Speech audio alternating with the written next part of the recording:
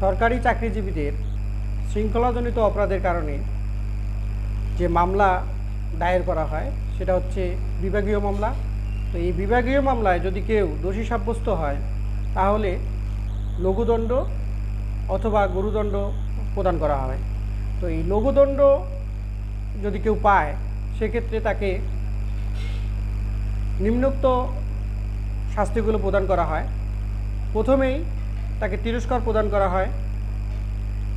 তিরস্কার প্রদান করা না হলে তাকে সাময়িক কিছু সময়ের জন্য তার বেতন বা ভাতাদি বৃদ্ধি বন্ধ রাখা। এরপর যদি এটাও না হয় তাহলে কর্তব্যে অবহেলার কারণে সরকারের যে ক্ষতিটা হয় সেই ক্ষতিপূরণের জন্য তাকে ক্ষতিপূরণ বাবদ অর্থ জরিমানা করতে